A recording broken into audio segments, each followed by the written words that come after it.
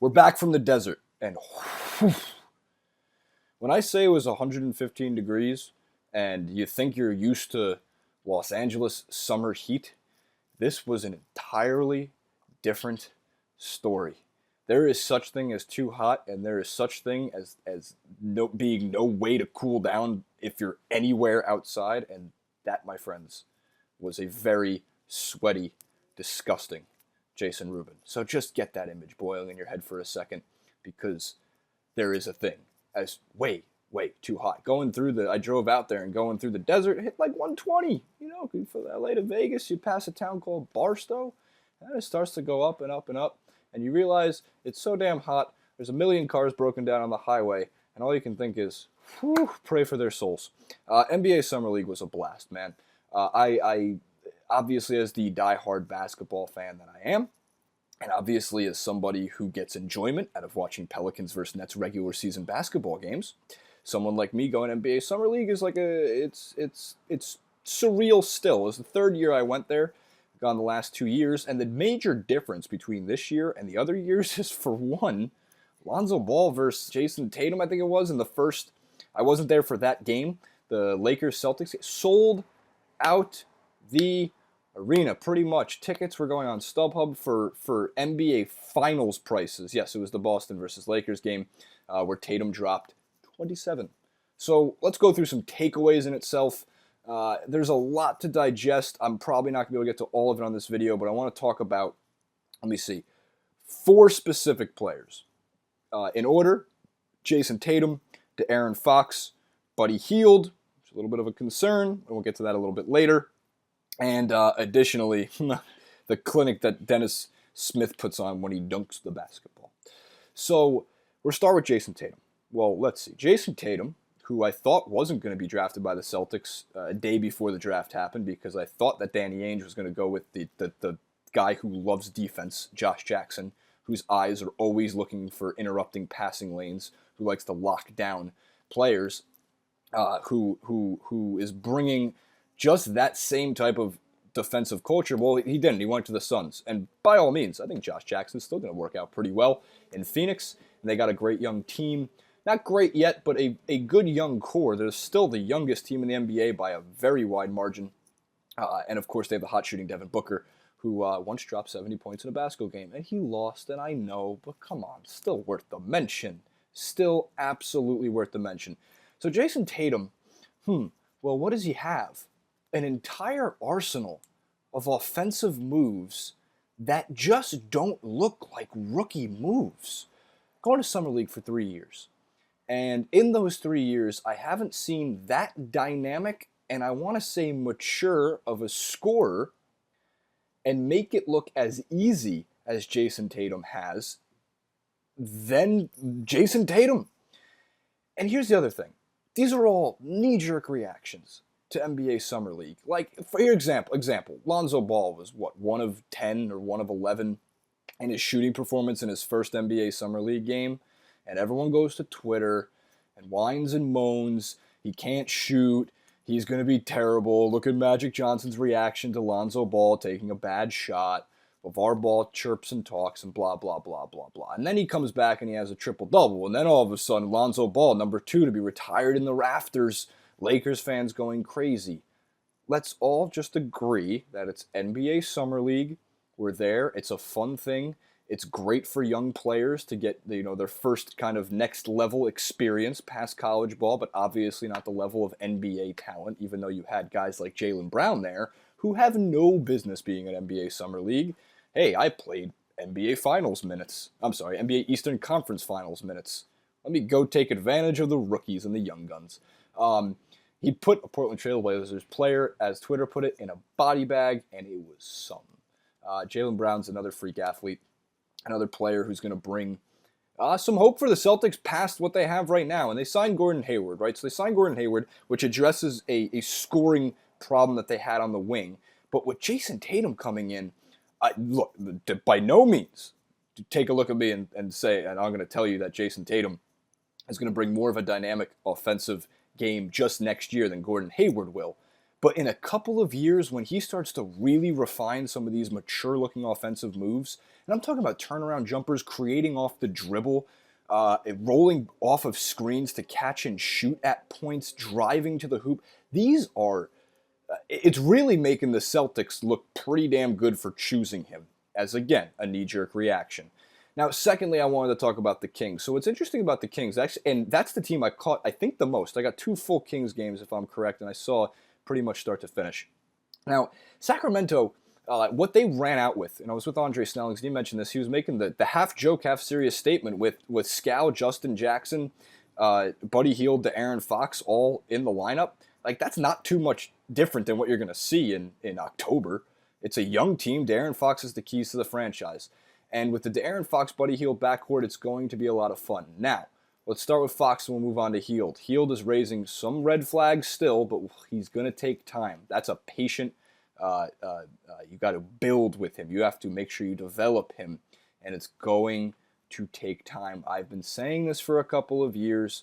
It's why he should not have been a top 3 pick. It's why when people saw him lighting up the NCAA tournament for Oklahoma, they got a little too excited about his game transitioning to the NBA because it looks like a 4-year project, 5-year project.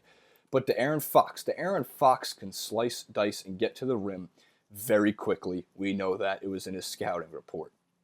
What I found remarkable about De'Aaron Fox in transition and on the other end of the court is just how fast he is in real life.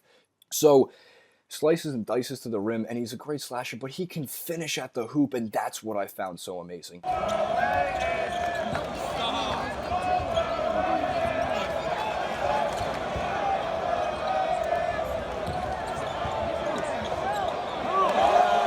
It wasn't his ability to get there, because one of the things you're going to look out for when you're watching any young player is not just the ability to score, but how are you setting yourself up to score. And when the Kings are running their offense, especially in the second game the second game that I saw on Monday against the Los Angeles Lakers, in which they got absolutely, well, the Kings came back in the second half, but they got smacked in the first half by Zubac. Pay that man his money, as they were screaming in the crowd. When they were setting up the offense and Buddy Hield was looking to shoot, and it did draw some gravity. So he brought some gravity to himself and draw a defender, and Fox got the ball. You take half an inch the wrong direction on De'Aaron Fox, you're done. He's way, way past you, and he's at the rim. But then his ability to finish, and I'm talking difficult shots he was able to finish against some of the young bigs who were looking to make some money hopefully next season, and players that I don't think you're going to see too many of those Lakers guys on the roster next year. And of course it wasn't against Lonzo Ball, and there was a whole debacle on Twitter if he sent out a tweet and then he caught himself doing it and he deleted it, and he talked that Lonzo Ball is a competitor and doesn't want him to play if he's not healthy after the game.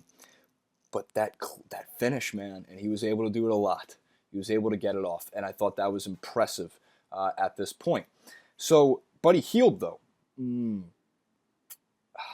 Buddy Hield fans, take this lightly. He's on.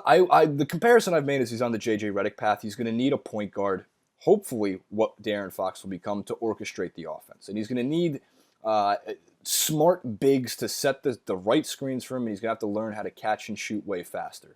I saw Buddy Hield get blocked 4 times in the first half against the Kings.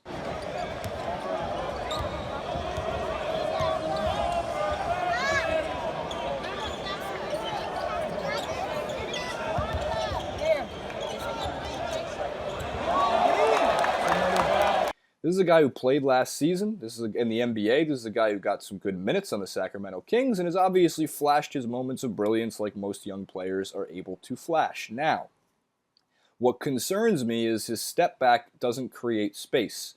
His ability to create off the dribble isn't creative. It's telegraphed and a bit predictable. And that's why some of these Lakers players in that one game, again, a little bit of knee-jerk reaction, but in that one game, were able to close down, get their hands up, and get all ball. And it didn't look good. Now, when Hield did get his stroke off and he did have the space to shoot, he was fine. And that's my takeaway in terms of it, is you're going to need Fox to develop in that way to be able to create for Buddy Hield. It's still a super fun young backcourt. There's a lot of hope for the Kings franchise. But you know who looked better than healed in some of these games so far? That would be Justin Jackson, who is knocking down corner threes, and this is somebody who I wasn't necessarily sure was going to be able to translate to the NBA level. Great UNC player, great program he's coming out of, and a fun young program he's joining, and he was able to really finish for the offense when he was called upon. So I thought that was impressive from Justin Jackson.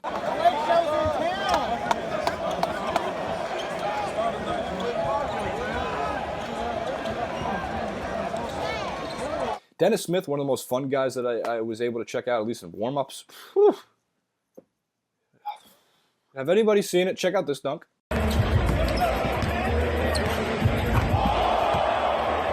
Okay, check out this dunk.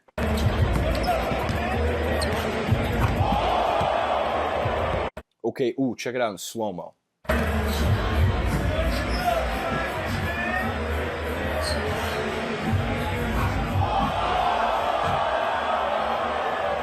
Am I getting too excited over just pregame warm-up dunks? Yes. Should he be in the dunk contest? Absolutely. Is he bringing another element to the Dallas Mavericks? 110%.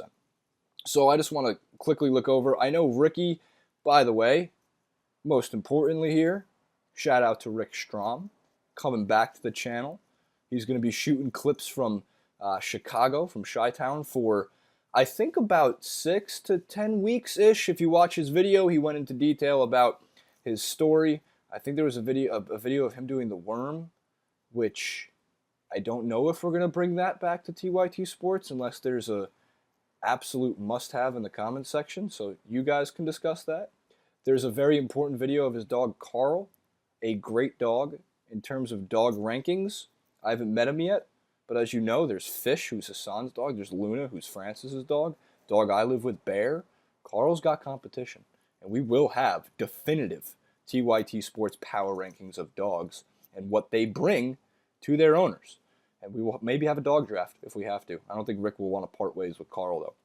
So in terms of everything else, there was a hilarious finish to the Denver-Toronto game in the Cox Pavilion, a comedy of errors, as Andre was saying to me while we were watching that one. Man, that was funny. But Fred VanVleet, shout out to Wichita State, was there. And the other shout out I got to say was the Cleveland Golden State, which, you know, on paper looks like, hey, the NBA Finals is back. But obviously some of their young guns, or a lot of Oregon players, Ennis and Jordan Bell were running for Golden State. I believe also, what do you call it, was too. Xavier Munford, URI, shout out to him. I think he signed a deal to play with FC Barcelona. Obviously, as I went to University of Rhode Island, I have to shout out my Rams, and seeing a guy like Xavier Munford, who always had a smile on his face when he was playing ball at URI, and helping him out in the A-10 tournament, and helping him out in the NCAA tournament, I'm going to root for a guy like Xavier Munford.